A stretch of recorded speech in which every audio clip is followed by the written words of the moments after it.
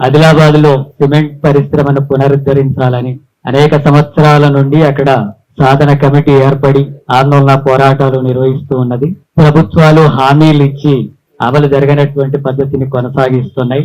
అక్కడ ఉండేటటువంటి రైతులు ఇక్కడ పరిశ్రమ వస్తే మా పిల్లలకు ఉద్యోగాలు వస్తాయి, ఒక 100 సంవత్సరాల వరకు ఇక్కడ ఉద్యోగ అవకాశాలు లభించేటటువంటి అవకాశం ఉంటుందని ఒక ఎకరా 3-4 వేల రూపాయలకి ఇచ్చినటువంటి పరిస్థితి ఉంది. ఇప్పుడు ఆ భూమి ధర మన వాళ్ళు చెప్పేదాన్ని బట్టి 4-5 కోట్ల రూపాయలు ఉంది ఒక ఎకరా భూమి.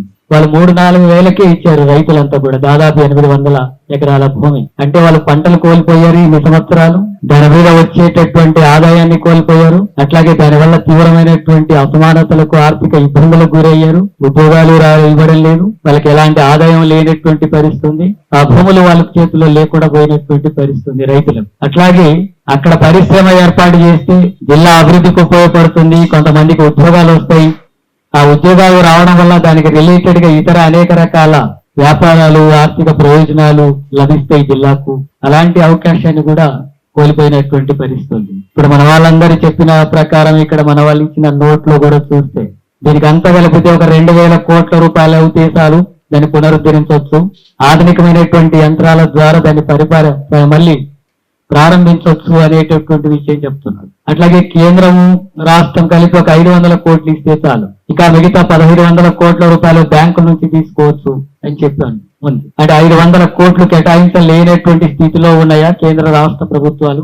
500 కోట్లు వాళ్ళు కేటాయించి మిగతా వాటిని బ్యాంకుల ద్వారా తీసుకొని అక్కడ పరిశ్రమను ప్రారంభించడానికి ప్రభుత్వాలకు ఏమాత్రం ఆటంకం లేదు.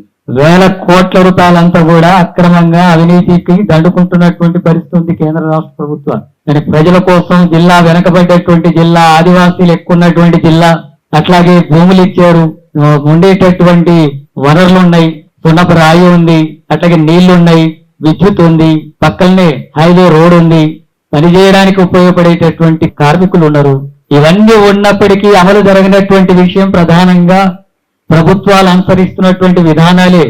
ప్రభుత్వ రంగ సంస్థలంతా కూడా మూసేసి అది కార్పొరేట్ సంస్థలకు, ప్రైవేట్ సంస్థలకు అప్పగించాలనేటటువంటి విధానాలనే కేంద్ర రాష్ట్ర ప్రభుత్వాలు అనుసరిస్తున్నాయి ఎవరు అధికారంలోకి వచ్చినా. దాని ఫలితంగానే ఈ నిధులు కేటాయించకపోవడం, పరిశ్రమ ప్రారంభం కాకపోవడం అనేది జరుగుతుంది. అందుకని కేంద్ర రాష్ట్ర ప్రభుత్వాలు ఇచ్చినటువంటి హామీలు అమలు జరగాలని ఇక్కడ సాధన కమిటీ మిగతా మిత్రులందరూ కూడా కలిసి హైదరాబాద్ లో కూడా ఆందోళన చేస్తే, ఇక్కడ రాష్ట్ర రాజధానిలో ప్రజల దృష్టికి కూడా తీసుకొస్తే, ప్రభుత్వం దృష్టికి కూడా తీసుకొస్తే ఈ సమస్య పరిష్కారానికి కొంత అవకాశం ఉంటుందని, అలాగే భవిష్యత్తు ఉద్యమాన్ని ముందుకు తీసుకెళ్లడానికి రాష్ట్ర వ్యాప్తంగా కూడా దీనికి మద్దతు చేకూర్చుకోవాలనేటటువంటి ఉద్దేశంతో ఈ సమావేశం ఏర్పాటు చేశారు. అందుకని ఈ నిర్వాహకులందరికీ కూడా సిపిఎం రాష్ట్ర కమిటీ తరఫున అభినందనలు తెలియజేస్తున్నాను. తప్పకుండా సిపిఎం పార్టీ రాష్ట్ర కమిటీ ఈ సమస్య పరిష్కారం కోసం, ఆదిలాబాద్ లో సిమెంట్ పరిశ్రమ పునరుద్ధరణ కోసం జరిగేటటువంటి ఎలాంటి ఉద్యమమైనా పూర్తిగా సహకారం ఉంటుంది, దానికి అండదండగా ఉంటుంది. ఇప్పటికీ ఆ జిల్లాలో మా నాయకులంతా కూడా, మల్లేష్ మిగతా వాళ్ళందరూ కూడా, దత్తు గారు మిగతా నాయకులంతా కూడా ఈ ఉద్యమంలో ముఖ్యమైనటువంటి పాత్ర పోషిస్తున్నారు. ఇది కేవలం ప్రభుత్వాలు, కేంద్రంలో ఉండేటటువంటి ప్రభుత్వం ప్రధానంగా ఒక నిర్ణయం తీసుకుంటే రాష్ట్ర ప్రభుత్వం మీద కూడా నిర్ణయం తీసుకొని ఒత్తిడి తీసుకురావడానికి అవకాశం ఉంది. కానీ కేంద్రం ఏమాత్రం స్పందించడం లేదు. 8 మంది ఎంపీలు ఉన్నారు, ఎమ్మెల్యేలు ఉన్నారు, స్పందించడం లేదు. 2 మంత్రులు ఉన్నారు, స్పందించడం లేదు. రాష్ట్రానికి సంబంధించిన ఏ విషయాల మీద స్పందించరు. వాళ్ళు రాష్ట్రానికి నిధులు రాకపోయినా స్పందించరు. ఏ ఒక్క ప్రాజెక్టుకు జాతీయ హోదా ఇవ్వకపోయినా స్పందించరు. ఇక్కడ ఎలాంటి విద్యా సంస్థలను ప్రారంభించడానికి వాళ్ళు ముందుకు రాదు, పరిశ్రమలు ప్రారంభించడానికి ముందుకు రాదు. అట్లాగే రైతులంతా కూడా వెనకబడిపోతున్నటువంటి పరిస్థితుల్లో ఉంటే వాళ్ళని ఆదుకోవడానికి ఏమాత్రం ఉండదు. కేంద్రంలో ఖాళీ పోస్టులు ఉంటే వాళ్ళని ఉద్యోగాలు భర్తీ చేయడానికి అవకాశం ఇవ్వడం లేదు. ఉద్యమాలు జరిగితే అణచివేస్తున్నారు, కేసులు పెడుతున్నారు, విద్యార్థుల మీద కూడా కేసులు పెట్టేటటువంటి కార్యక్రమాన్ని పూనుకుంటున్నారు. ఇంకా గట్టిగా ప్రశ్నిస్తే ఊపా చట్టం లాంటివి తీసుకొస్తున్నారు. ఈ రూపంలో మొత్తం ప్రజా ఉద్యమాల్ని అణిచివేసేటటువంటి విధానాన్ని కేంద్ర ప్రభుత్వం అనుసరిస్తుంది. వాటికి వ్యతిరేకంగా మన సమస్య పరిష్కారం కోసం పోరాడాలి. అట్లాగే రాష్ట్ర ముఖ్యమంత్రి రేవంత్ రెడ్డి కూడా కేంద్ర ప్రభుత్వంతో కేవలం కాగితాలు ఇచ్చేస్తే, వినతి పత్రాలు ఇచ్చేస్తే సరిపోదు, పోరాడడానికి సన్నద్ధం కావాలి. కేంద్ర ప్రభుత్వంతో పోరాడాలి. మా రాష్ట్రానికి కావలసినటువంటి దాంట్లో సిమెంట్ పరిశ్రమను ప్రారంభించడానికి ఎందుకు ఎందుకు అనుమతి ఇవ్వరని, ఎందుకు నిధులు కేటాయించారని చెప్పి పోరాడాలి కదా. ఈ ఉద్యమానికి నాయకత్వం వహించాలి కదా. ఒక ముఖ్యమంత్రిగా ఒక జిల్లాలో ఒక పరిశ్రమను ప్రారంభించడానికి కేంద్రం తక్కువ నిధులతో ప్రారంభమయ్యేదాన్ని అడ్డుకుంటుందని చెప్పి అన్నప్పుడు కేవలం నేను పోయి వినతి పత్రాలు ఇచ్చి వచ్చిందంటే ఏ ప్రయోజనం ఉంటుంది? అందరినీ కలుపుకొని పోరాడాల్సినటువంటి బాధ్యత ముఖ్యమంత్రి మీద ఉంది కదా. చిత్తశుద్ధి ఉంటే ఆ రకంగా జరగాలి కదా. అందుకని ఇప్పటికైనా ముఖ్యమంత్రి రేవంత్ రెడ్డి కూడా అలాంటి కార్యక్రమానికి పూనుకోవాల్సి ఉంటుంది.